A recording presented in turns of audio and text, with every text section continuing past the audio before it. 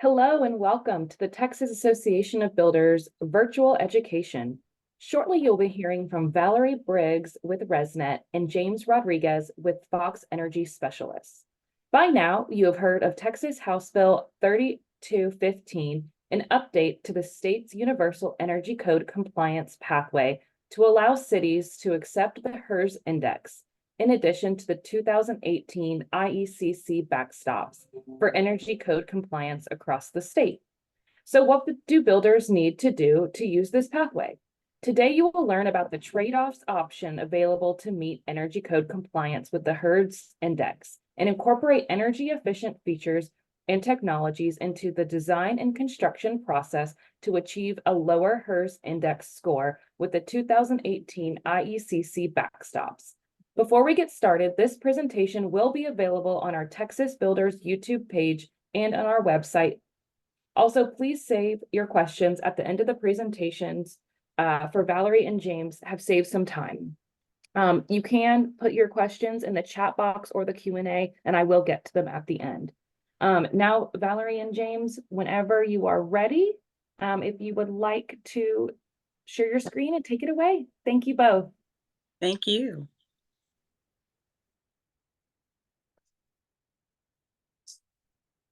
All right. Can everybody hear me okay? Hi, everyone. Again, my name is Valerie Briggs, Resident Communications Director. As Blair mentioned, we're so happy to be here today to talk with you some more about Texas House Bill 3215 and the HERS Index. Some of you may have heard some of this before. If you attended any of the events of our sort of road show we did from February to June of this year in partnership with TAB, we visited all 26 HBAs and presented about some of this information to inform builders and their partners about the legislation and what opportunities it provides. So today we're going to give a little bit of a brief overview from me, just for those in the audience who maybe are not familiar with RESNET and HERS. And then I'm going to pass it over to James, who's going to get into that deeper dive of the pathway requirements, as Blair mentioned. And we're pleased, as always, to have James Rodriguez with us from the Texas-based RESNET rating provider, Fox Energy Specialists. So again, thank you all for joining us. Next slide.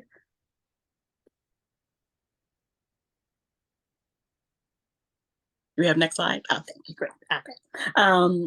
Residential Energy Services Network, or RESNET, is a non-for-profit membership corporation created to develop a national mortgage market for home energy rating systems and energy efficiency mortgages. So today, RESNET is a national standards making body for building energy efficiency ratings and certification systems throughout the U.S. We are most commonly known as developers of the Home Energy Rating System, or the HERS Index, and it's the industry standard by which a home's energy efficiency is measured, and it's also the nationally recognized system for inspecting and calculating a home's energy performance. Often compared to the miles per gallon for cars, the HERS Index is an easy to understand system to compare energy performance of homes. Think of it like a golf score. The lower the number, the better. The reference home to which your home would be compared is based on the 2006 IECC code with a score of about 100. And then each point change in the score that you achieve means a 1% change in energy use for the homeowners. Now, on a national level, we are continuing to set records with over 330,000 homes HERS rated in 2022. The average score for those homes was about a 58. And so our HERS raters are continuing to work, and we are looking to approach a nearly 4 million HERS homes threshold early next year. So some of the activities fueling that growth are large national builders that are increasingly using HERS index score data for their environmental, societal, and governance reporting. Many of them are reporting the number of homes they've had HERS rated, the average score of those homes, how many of those homes went on to be Energy Star certified, for instance.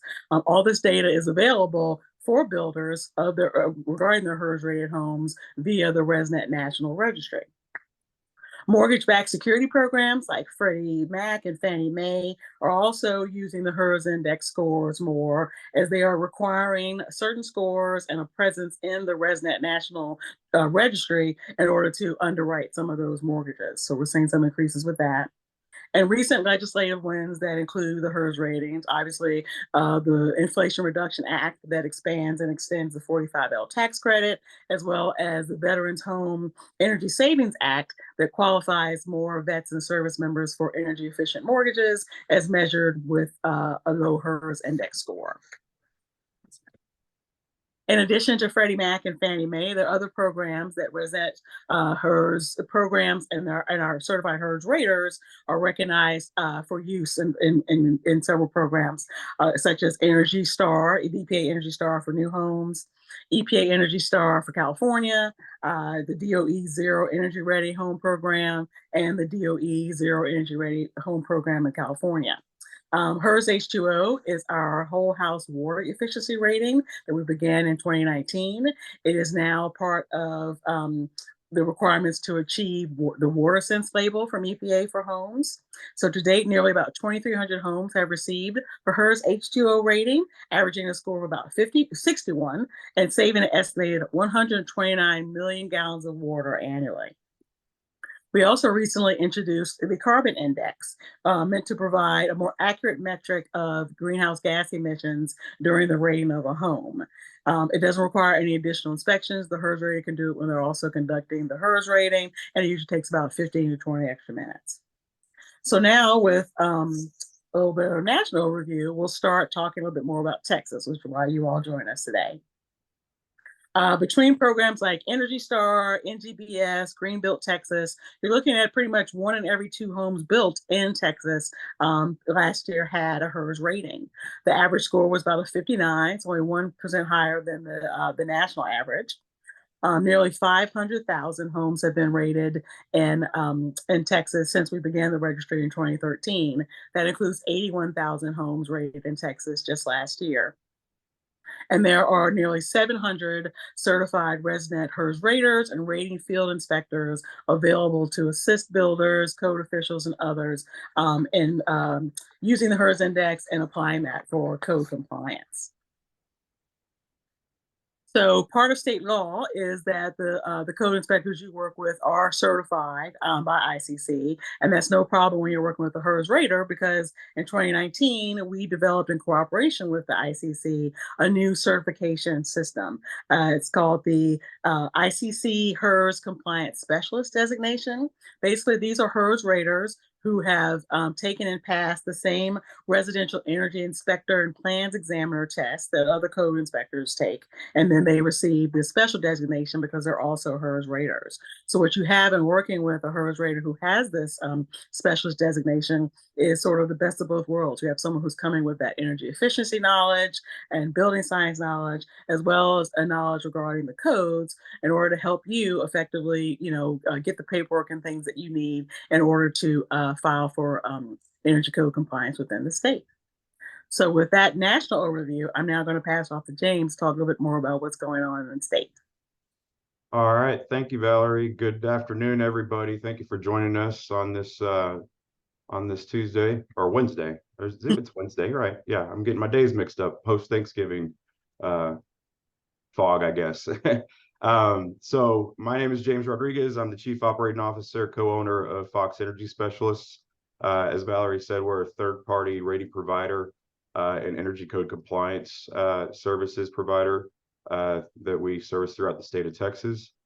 So we eat, live, and breathe this stuff every single day, and we have a pretty good idea of how this whole new House bill has been shaken out over the past couple of years since it's been adopted, and have some good data behind its usage, which we'll get into the details of that a little bit later. But first, we just want to do a little refresher here on this slide of what this pathway does entail. So right here, you're looking at the climate zone map for the state of Texas. We have 3 climate zones in the state of Texas. Climate Zone 2, per the 2018 IECC climate zone map, goes all the way up to around the Waco Temple Killeen area. Climate Zone 3, you start seeing that in North Texas. That's where the Dallas-Fort Worth market is located. And then out west towards Abilene, Midland, Odessa area, all the way out to El Paso. And then climate zone 4, as you can see, is exclusive to the Panhandle. So the Amarillo area builders out there will be falling under climate zone 4 under this new pathway. And so just to make things crystal clear right out of the gate, the current Texas State Overlay Energy Code still is the 2015 edition. However, this pathway was created because many cities have adopted or in either the 2018 or the 2021 editions of the Energy Code. And so to kind of make things more streamlined for builders out in the marketplace that are shuffling between potentially 3 different iterations of the Energy Code and soon to be 4, with the 2024 coming out early next year. This House Bill 3215 does serve as a pretty viable universal pathway for a builder that has to shuffle between multiple jurisdictions with multiple versions of the Energy Code. But just to clarify, the state of Texas's minimum overlay energy code is still the 2015. So if you're building out in the county where there's zero enforcement, or very little enforcement, I should say, you automatically default to the 2015 edition of this energy code. So all this other stuff may be extra credit, but I don't want to stir the pot and make you guys think that because you're out in the county and there's not a whole lot of city enforcement out there that you have to do anything above and beyond the 2015. So just keep that in your back pocket for later. Let's move on to the next slide here. And this is kind of a good overview of how the energy codes are dissected in the state of Texas per the state statute. This is a flow chart of the 3 different pathways and subsets of some of those pathways. So up top, you see it's probably the most familiar to everybody, which is the traditional IECC pathways that pretty much every city abides by. Within that pathway, you have your IECC mandatory requirements that you have to comply with. And then you can choose the subset pathways of that, whether it's prescriptive, performance, or energy rating index pathway. And that will demonstrate compliance with either 15, 18, or 2021 IECC, depending on this jurisdiction of enforcement. So that's what most folks are familiar with. However, there are 2 universal pathways. One of them is the new one that we're talking about today, but another one is one that's been on the books since 2001, and that is Energy Star certification. And so if you're a home builder in the state of Texas, and you're building a home to the current Energy Star standards, which is the version 3.1 standards, you're technically compliant in any jurisdiction in the state of Texas, whether they have adopted the 2015, the 2018, the 2021, or even to come into a town near you, the 2024 energy code. So that's something that has been long written for over 20 years now in the state statute. It's gaining a lot of steam right now as a universal compliance pathway for various reasons. And so we took that as kind of a template to create what we're talking about today in the HB 3215 pathway, which is kind of a hybrid approach. And that takes the Home Energy Rating System Index per ANSI 301 2019 edition as a standard, and then we put in some foundational code requirements in there to give it some teeth, and that was done through the 2018 IECC mandatory requirements. And so that new pathway that we're going to talk about today is also a universal pathway, so it should be accepted in any jurisdiction in the state of Texas. However, it is probably most applicable in jurisdictions that are enforcing currently the 2018 or the 2021 IECC. This pathway is probably going to be way above and beyond what would be required in the 2015 IECC jurisdiction. But we are seeing it as a very viable pathway for 2018 and 2021 energy code jurisdictions. And so that's what you see on the bottom of your screen here. Just kind of a history lesson on this as far as what happened behind the scenes with the House bill. This was signed into law by the governor in June of 2021. So we're already in 2 years into this new pathway being adopted. Year one, we were kind of just getting our feet wet, trying to determine how this thing was going to shake out in the field. And in year two, we've actually noticed, at least from the rater perspective, that this thing is getting better traction, becoming a much more viable pathway for various situations that happen in the marketplace. And this new law will now recognize a home energy rating system index score as a standalone compliance pathway. And what that does, it does give, it does open the door for the HERS index pathway, whereas in prior editions of the code, it was strictly tied to the ERI, the generic version, within the IECC printed editions. And so we kind of untangled that so that the IECC's version of the energy rating index isn't the one and only acceptable version. It opened the door for systems like the HERS index to be able to comply with this universal pathway. And so it is to be compliant with the ANSI RESNET 301 2019 edition. And in addition to that, having the 2018 IECC mandatory requirements. This did provide a 10-year plan. Like I said, we're already at the end of year two of this 10-year plan, so we have an 8-year runway ahead of us. And we wanted to have that for several reasons, most notably just so the builder can have a consistent game plan for the next, foreseeable future, 6 to 8 years or whatever. Because we know in the real world, these code cycle changes, they happen every 3 years. And there's always a year of shakeup every time that these code cycles are introduced. And it can be very disruptive to a builder that has to wait on products to catch up with supply chain, or they have to wait on trades to know how to do new more progressive install methods of building materials. And so we wanted to have something intact that was going to give builders and code enforcement, for that matter, a long runway of a consistent standard and process that they can plan ahead for, that is more score driven rather than product driven or specification driven. And so that's why we put a 10-year plan into these HERS index target scores. And so what you see here to the right is the progression of those HERS index target scores. And there's no restrictions on it outside of just complying with the 2018 mandatories. So when you go down to a 57 in 2025, or even a 55 in 2028, we don't care how you get there, just get there.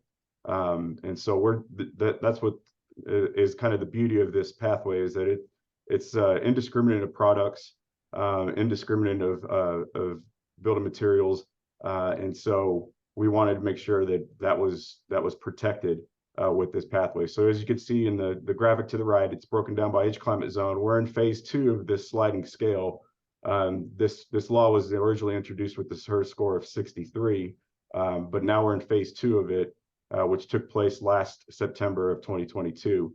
And so climate zones 2 and 3 are currently at a 59, whereas you folks in the Panhandle, you are still at a 63. And then in 2025, September 2025, that will step down to a 57 in climate zones 2 and 3, a 61 in the Panhandle. And then in 2028, step down even a little bit further to a 55 in climate zones 2 and 3, and a 59 in the Panhandle. And 55 is where we settled on these scores as the kind of the end game before we have to revisit this statute legislatively.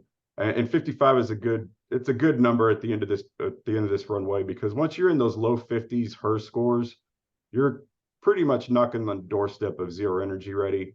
There's still some room in there to lower the scores, but keep in mind, we're talking about code minimum built homes here.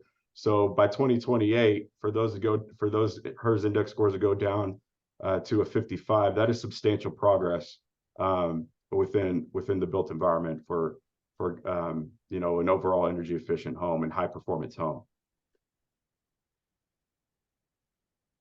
This slide right here just kind of outlines the specific language. This is actually verbatim language of what was changed in the state statute. So it does say a home energy rating index utilizing standard 301 of the ANSI calculation for labeling the energy performance of a dwelling sleeping unit using an energy rating index commonly cited as ANSI RESNET ICC 301 as it existed in January 2021, shall be considered in compliance provided that one, the home includes compliance with the mandatory requirements of 2018 IECC section 406.2, which we'll get into that in a little bit.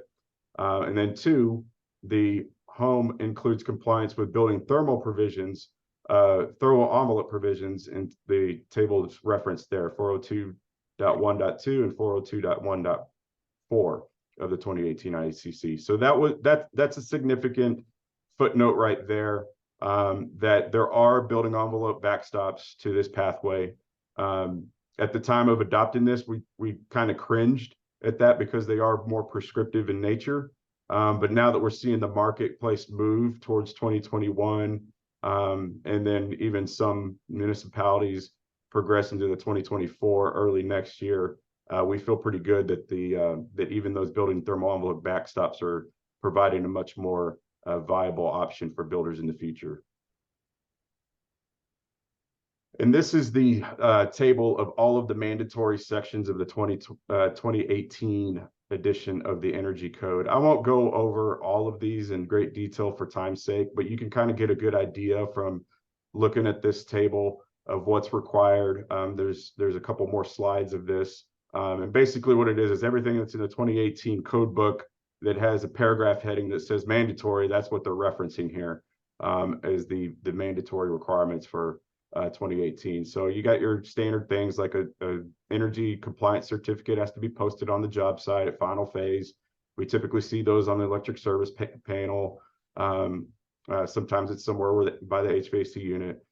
There are air leakage and duct sealing and duct testing requirements. So that does, that's very familiar in the marketplace right now. Air leakage means you have to have a blower door test conducted on the home. And then there's various blower door testing targets depending on where you build in the state of Texas. So climate zone 2 is going to be a target of 5 ACH. Climate zone 3 is going to be a target of 3 ACH. Climate zone 4, 3 ACH as well. So that's part of these mandatory requirements. Duct sealing, duct testing, that can be done at rough in or at post construction.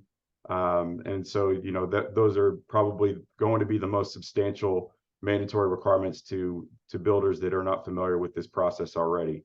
Other things that are notable is just your mechanical piping insulation, making sure that it's insulated with the R3 sleeves. That's pretty standard. We see that, throughout all new construction in the marketplace. Building cavities not being used as supply or return ducts. That building practice has been phased out for several years now, so we don't typically see that in new construction anymore. But that is a requirement here under the 2018 provisions. Continuing on into the next section of mandatory requirements, mechanical ventilation. You do have to have a form of whole house mechanical ventilation introduced into your homes. If your home is 5 ACH or tighter, which is going to be pretty much every single home in the state of Texas if they're tested to the blower door requirements per this 2018 IECC. Equipment sizing and efficiency rating. All HVAC equipment has to be sized based on load calculations as determined by ACA Manual J and selected based off of ACA Manual S. That's been in the major metros, that's been a long-standing common practice, and cities are starting to require that documentation be collected at permit phase. And so, that is something that if it's not familiar to you yet, then you need to get familiar with that and have your HVAC contractors actually do the proper equipment sizing and selection per ACA Manual J and ACA Manual S. Other things on here are pretty specific to specific building types. So if you're, doing multiple dwelling units, then they got to comply with the commercial provisions for HVAC systems. That would be something more in the lines of, a single system providing AC for a multifamily unit of 4 units or more. Not very commonplace in our single family detached environment, but if you are a multifamily builder that does have garden style units, that a single HVAC unit services multiple units, then you got to be aware of that provision there. Very unlikely, but it's there just in case. Snow melt and ice system controls, we don't see that a lot out here in Texas. Maybe you guys in the Panhandle might have to pay attention to this, but the rest of us in climate zones 2 and 3 doesn't really apply to us. There are special provisions if you're putting in a pool or a spa at time of construction. But my recommendation would be just wait until after final inspection and CO to do the pool and spa. But if it does apply to your particular situation, more particularly to like a custom built, there are some requirements tied to that, especially when it pertains to time switches and vapor retardants on those pools. Lighting equipment, this is something that is pretty standardized. A lot of builders this is kind of an easy layup for a lot of builders in the marketplace with LED technology being so popular.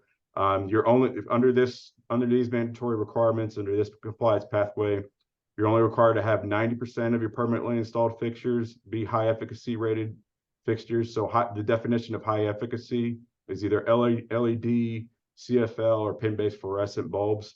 Again, with the advances to LED technology, a lot of times we see builders just do 100% LED, or they may do a pin-based fluorescent in the garage and then certain closets in the homes, which still gives them that 100% threshold for high efficacy lamps. So that's a pretty easy layup right there. Okay, so those were the mandatory requirements. This next table illustrates the building envelope backstops for this compliance pathway. As you can see, this is broken out into both the R values and U factors.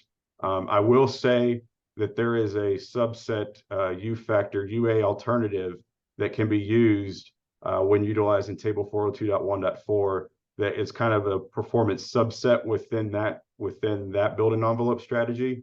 And so that's why you see those U factors right there. So there is a little bit of allowance of certain building envelope trade-offs under that calculation. But if you're going straight off of the R value tables for your building envelope, then the top table is what you'll need to pay attention to. So just starting out with your fenestration values there, and climate zones 2 and 3. Well, let's start with climate zone 2. Climate zone 2, you guys have a pretty easy ride. Your windows they're only required to have a fenestration U factor of a 0.40, which is very achievable. We see windows installed much more efficient than that in today's marketplace. Solar heat gain coefficient of a 0.25, again, very achievable. We see that as a pretty common practice already. Ceiling attic R value being an R38, wood frame walls being an R13, floor R value. So if you're building a crawl space or a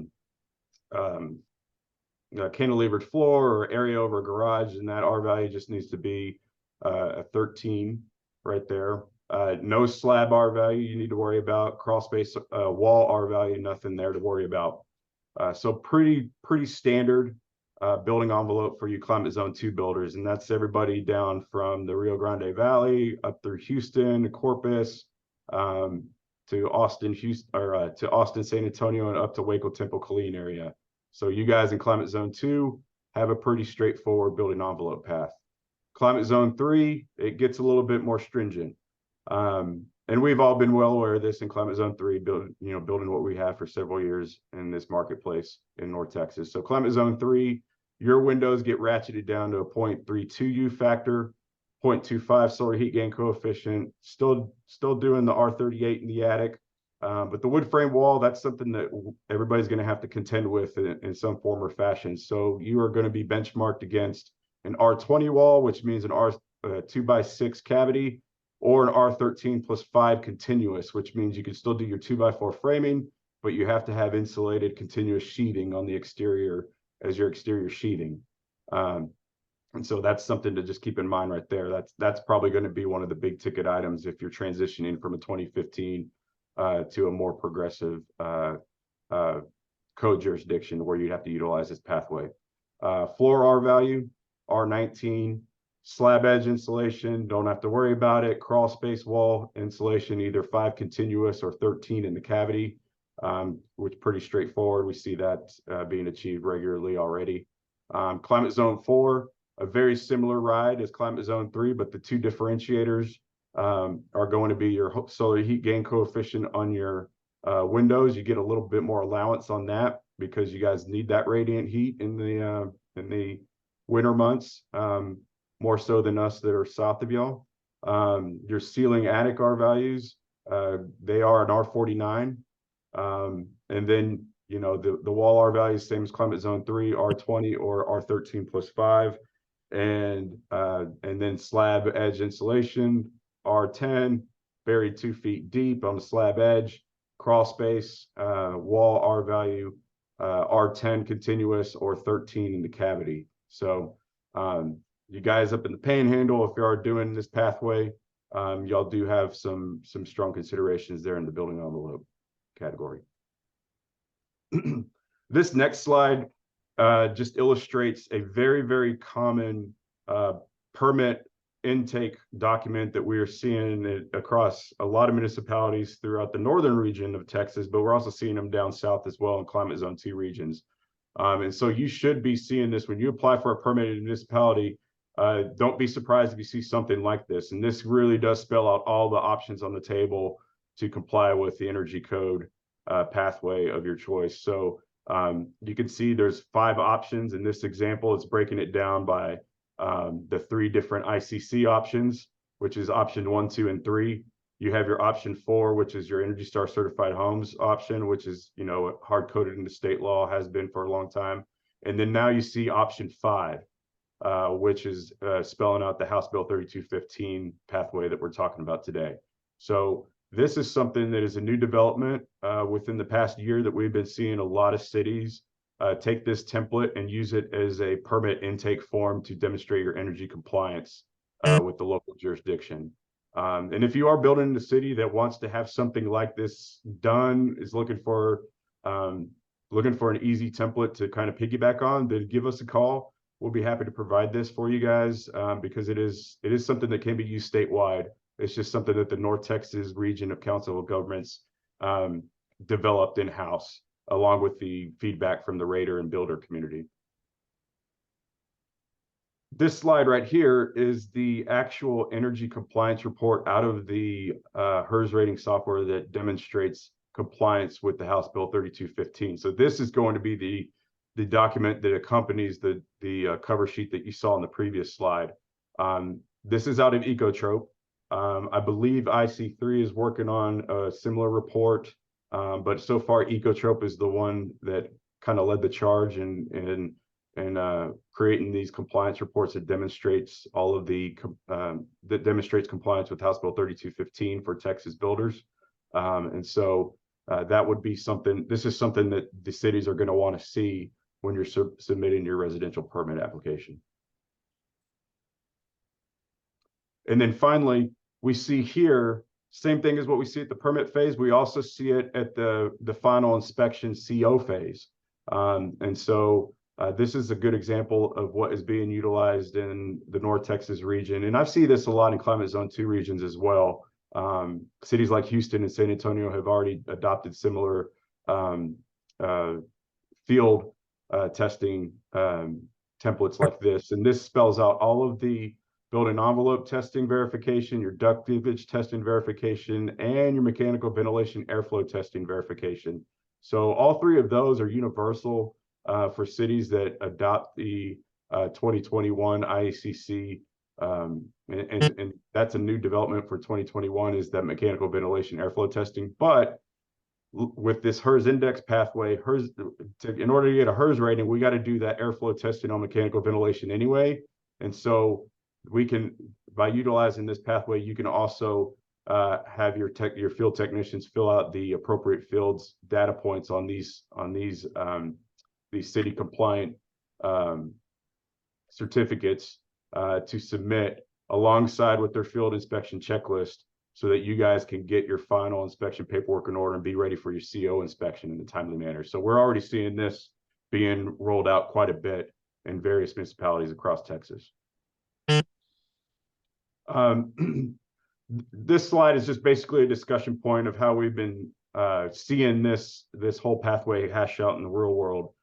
Initially, when we saw this pathway get used last year, it was because we had supply chain shortages, most notably with R8 ductwork, where you know, HVAC contractors, they couldn't get their hands on R8 ductwork, and so in municipalities that had adopted the 2021 IECC, R8 ductwork is mandatory if your ducts are outside of the thermal boundary. So this House Bill 3215 initially served as a really good alternative for builders in that situation. And so that was one of the very first examples of how this has become a pretty handy insurance policy for a kind of a plan B approach for a builder that may have a different pathway of as their primary selection. Another example that we've seen recently with the market growth and the demand growth for the Energy Star certification process, that pathway also presents an opportunity for builders to have kind of a plan B in the form of House Bill 3215. So I'll give you an example of that as well. If you're a builder and your primary selection of your energy compliance pathway throughout the state of Texas is the Energy Star pathway, and let's say that you are not passing your final tests for Energy Star, because Energy Star has a few more final HVAC tests at final phase than your normal code built pathway. So I'll take room to room pressure differential testing as an example. So for Energy Star, you have to do room to room pressure differential testing on your HVAC units on every home. That is an Energy Star requirement. So if you're falling short of that at final inspection and you're in a time crunch to get the home at least CO'd, then you can utilize House Bill 3215 as a kind of an insurance policy for that situation, because that particular test, although it does need to get corrected for Energy Star compliance, that particular test is not part of the ingredients to comply with House Bill 3215. But if you've done everything else in that Energy Star built home, and it actually marries up with the HB 3215 requirements, then you have a plan B intact to keep your house moving without significant disruption. So we've seen that as a recent example of how this pathway has been utilized in the marketplace, just so that you guys have a kind of a real world knowledge of how that's shaking out in today's build environment. And this slide right here, this is something that we created actually for the Building Officials Association of Texas at their conference earlier this year, because we got a lot of feedback of concern really about whether or not House Bill 3215 would be shortchanging a code jurisdiction that has adopted the 2021 IECC. Like, you know, they kind of felt like it was kind of an easy out to, you know, something that they had adopted in their local jurisdiction. And so this side-by-side comparison is something that we did for them during that conference that illustrates that, you know, pound for pound, it really is equivalent, if not in some cases more stringent than the 2021 IECC. So once we give them the side-by-side comparison, we could tell in the room that there was a higher level of comfort between those code officials in their familiarity and their knowledge with the House Bill 3215. So this example illustrates both the side-by-side comparison of House Bill 3215 versus 2021. So if you go just right here, right out of the gate, your building envelope, that category, the House Bill pathway, you got to go prescriptive or prescriptive UA. So that's kind of restrictive in some cases, especially for Climate Zone 3 and Climate Zone 4 builders. In the 2021 edition of IECC, you still have prescriptive performance or ERI. ERI is very restrictive, so that you know, in the 2021 edition of code, so that's not going to get used nearly as much as performance path. So right there, that demonstrates a little bit of an edge that House Bill 3215 has over 2021 as far as like stringency is concerned. Also, blower door max targets here. and because we adopted the 2018 backstops under House Bill 3215, the Climate Zone 3 and Climate Zone 4 builders, they are still restricted to 3 ACH blow door target on their whole house air infiltration. Whereas under 2021, all climate zones can go up to 5 ACH on their blow door targets. So right there, House Bill 3215 has a little bit more stringent requirement. Duct leakage testing required on all units. That's a yes for both pathways. The reason why it's a yes for House Bill 3215 is because we are utilizing a HERS index. And so even if you're doing a foam encapsulated home with all your ducts and air handlers inside a conditioned space, that duct leakage test does have to happen. However, you are not bound to any specific targets with it. But duct leakage testing is required on all units in both the House Bill pathway and in 2021. 2021, if you're doing a foam and cap house with everything inside conditioned space, you have a target of 8% leakage, which is giving you more allowance than stuff outside of the thermal boundary, but there's still a target tied to it. House Bill 3215, ducts have to be tested, but there is no leakage target. Whole house mechanical ventilation testing required. That's a yes for both categories. Again, the reason why it's a yes for House Bill 3215 is because that is a minimum rated feature under the Home Energy Rating System Index protocol. And so that's kind of an equal playing field right there between this pathway and 2021 IECC. Lighting, yeah, 2021, you have to do 100% high efficiency, whereas House Bill 3215, you get a 10% allowance for non-high efficacy lighting. So if you want to put an antique fixture in on a custom build, you're still allowed to do that under House Bill 3215, whereas 2021 is a little bit more restrictive in that category. Next up, minimum R value for HVAC ducts outside of conditioned space. This is kind of a big ticket item, and so this is what kind of this is a significant trade-off between the two pathways. As I mentioned before, 2021 IECC requires R8 ductwork if that ductwork is located outside of the thermal boundary. House Bill 3215 still allows for R6 ductwork in those locations. And we've been finding that's pretty handy because, you know, the upgrade from R6 to R8 ductwork throughout a home ranges anywhere between $100 to $200 per ton of AC in the home. So that could be a significant cost savings for a builder utilizing the House Bill. And then last but certainly not least, and something that really kind of turned some heads in the building official audience, that because it's not widely known, is that there are mandatory quality control reviews under the House Bill 3215 pathway, whereas a 2021 IECC jurisdiction, the city, they may have their own QA protocol, but they may not. But a builder that chooses to go with the House Bill 3215 mechanism, because they are opting in for a HERS index, RESNET requires all HERS raters to submit at least 1% field and 10% file QA quarterly to the RESNET quality assurance team. And so that's a peer review process that's been long established for several years, that goes on throughout, you know, the rating of your homes. And so that's something that goes on behind the scenes without the builder even knowing. And so that's a big deal. And that's only going to continue to increase over time as houses get more and more complex to build and energy efficiency standards get increasingly more and more stringent. Then the quality assurance of those features has to be under a finer microscope over time. And so RESNET via the HERS index already has that mechanism built in place via House Bill 3215.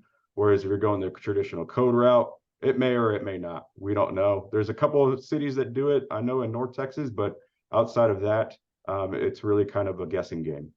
And so that was something that was kind of enlightening to a lot of folks with our trainings of this across the state. And I think that's it for me, Val. You want to share any final thoughts? And sure. You know, obviously, again, thank you to James for, you know, sharing all the information with us. I wish I could just sort of dump all that information in my head, but it's just great. And so we certainly appreciate that. If you're, you know, sitting in the audience now, you're wondering how to get started as a builder, you haven't already connected with the HERS rater, we suggest you do so. You can visit our a website to find HERS rating companies and the HERS rating providers that quality assure their work. You see those links there. We have created a special page regarding this legislation because we think that it's going to be so, basically a model and example for other states to follow. And we also are using that to provide updates, as James said, as this goes on for, the 10-year period. So we invite you to bookmark that page to see what's going on. And as always, if you have questions anytime, send it to our info box and we will get someone like James or someone else to be able to answer those questions for you and to be of assistance. So, with that, I guess, Blair, we can start with any questions if there are any. Yes, we do have some. Thank you both for the very informative presentation. We do have some hands raised as the participants. If you guys wouldn't mind typing your questions in the chat box, or in the question and answers, that'll be a great way for me to acknowledge those. We also had some questions about this presentation being available. It has been recorded, so it will be on our Texas Builder YouTube page. So now let's get to the questions. Is 45L federal tax credit applicable to built to rent homes and multifamily? Yes. There's two categories for that tax credit. So there's the single family approach, which is a lot of build to rent. They do duplexes, townhomes. And so if that's the type of product that you're putting on the ground, if they are Energy Star certified, not just compliant, but fully certified, they can qualify for the $2,500 per unit 45L tax credit. That would apply for duplex units, single family, townhomes, attached townhomes, things in that category. If you're doing a true multifamily style project, let's say garden style, 3 stories or less, 4 stories or less maybe, then those can qualify for either a $500 per unit tax credit under the 45L. Again, the barrier of entry is Energy Star for Homes multifamily version 2 certification. Those could qualify for either 500 or up to, I believe it's 2,000, could be 2,500.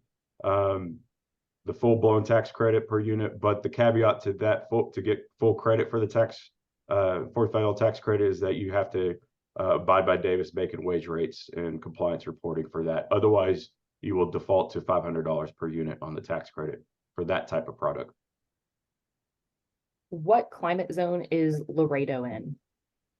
I believe Laredo is climate zone 2. I do have my handy code book in front of me. If I know what county Laredo is in, I could tell you right out of the gate. I believe it's climate zone 2 though. It might be right on the border between climate zone 2 and climate zone 3. There are a lot of municipalities that do that. Bernie is a good example of that. They have a good portion of their municipality is climate zone 3, and then another part of it is climate zone 2. So Laredo may be in the same boat. Unfortunately, we don't go out to Laredo, so I don't know that off the top of my head. But I'm going to take a wild guess and say that it's climate zone 2. Okay, it looks like there is a builder on the call who lives in the county, and they don't have a HERS radar that will work in their area. Could they work with you on that aspect, or could they use a different certified inspector, or what is your suggestion on that, since they live out in the county? Yeah, so unfortunately, in order to have a certified HERS rating done on a home, you have to utilize a HERS rater, certified HERS rater, to do the pre-drywall and final inspections and testing in the field. HERS raters like us can get the process initiated by completing and providing the energy compliance reports needed for that builder. But as far as like field verification, they would need to find a certified HERS rater to be able to do the HERS rating portion of this scope of work out in the field. And so if it's somewhere where there's just nobody out in that area, that they know of, then definitely reach out to myself or Valerie. There might be somebody that, yeah, they may not be in your backyard, but they may be 100 miles away, and they may be able to do some special arrangements to do field verification for you for this particular pathway. Absolutely. We are, companies are added to our directory all the time. So we suggest that you do use those links to search, or just again email it as info, and we can probably search our registry to find someone, as James said, closer to you. Yeah, you may be surprised. Like we're very much concentrated in the major metros of Texas. That's been a well-established kind of practice. But there are some of us that we're willing to go off the beaten path into the more remote counties. If the scope of work and the the logistics allow for it. So reach out to us, and we can get you a short list of referrals in that category. I would also recommend reaching out to your local HPA, as we did this road show across. Absolutely. There were quite a few raters and code officials that joined us at those events. So they may already be members of your local HPA. So that's another pathway to see too, if there is someone, in your neck of the woods that can help you. Current rater using house rater instead of Ectrope. Thoughts on these two softwares? So House Rater that's a relatively new software. That software, from what I hear, is compliant with calculating the ANSI 301 calculations that are a part of the prerequisite of this pathway. That is an energy rating index calculation that is compliant with this pathway. The HERS index is just one example of a rating system that complies with this pathway, but the House Rater and the calculations that they use, from what I understand, they are also an alternative that can be used. So does this flow into the same answer? What are the software options? Yeah, so Ecotrope is that would tie into this. So Ecotrope they were the first ones, and that's a HERS rating software. House Rater is a energy rating software that is associated with Building Science Institute. It has the same calculations and compliance reports as Ecotrope, and I don't know if it's hit the street yet, but I believe IC3 is working on it. So to be continued on that with the IC3 front. But right now you have a HERS rating software in the form of Ecotrope. And from what I've heard, House Rater is an alternative energy rating software that checks these boxes as well. What is the highest rating you can achieve? Theoretically, there's no limit. So you can actually do a HERS rating on an existing home, an old turn of the century existing home, and that could index in like the 200s. That's been done before. For new construction, depending on where you're building, let's just say, just for apples to apples comparison, if you're building a standard 2015 code built home in the state of Texas, and you want to marry it up with the HERS index or an energy rating similar to the HERS index, then you're probably going to index somewhere on the high side in the mid 70s.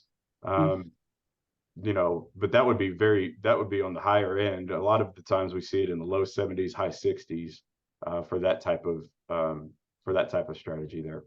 But theoretically, a HERS rating can get way above 100 because it can be done on existing homes. And remember, the goal is the lower the better. So I think at the opposite end of that, I've heard as low as maybe -22, in terms of examples of homes where they truly are, so airtight that you're producing and consuming, at different levels of energy. When will the state transition to V3.2 required for Energy Star code pathway compliance? Oh, that's Travis's question. Okay.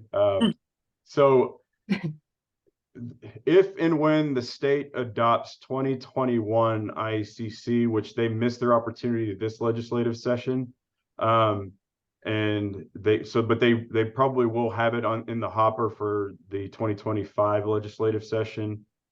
If and when they adopt the 2021, that will trigger Energy Star.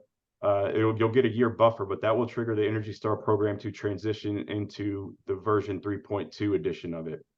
If you are a builder and you are chasing the 45L tax credits and you want to chase them into the years ahead, 2025 and beyond, then you need to start prepping with your raters probably now or within the next couple of months, because for tax credit purposes, the Energy Star version 3.2 requirements will take effect on homes that are closed on January 1, 2025 or after.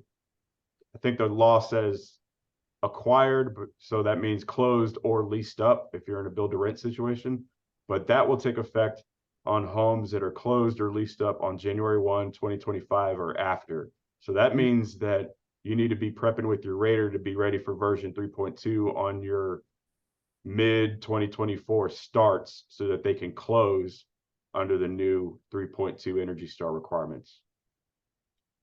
Can the tax And y'all can have a conversation with me on the, afterwards if we have trouble following the bouncing ball on that whole timeline there. Sorry, James.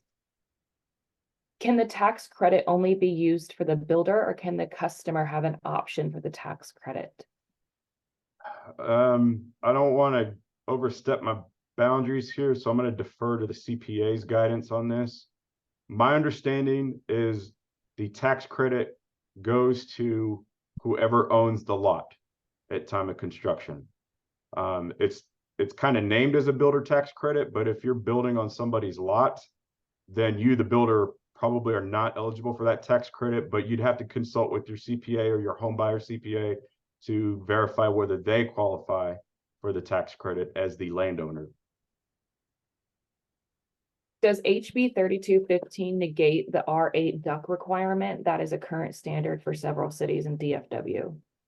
It is a way to bypass that, yes. You can install R6 ductwork in spaces outside the thermal boundary and still comply with this House Bill 3215 pathway, particularly if you're building in a jurisdiction that requires R8 ductwork via the 2021 mandatories. All right. Well, I think that's all the questions that we have time for today.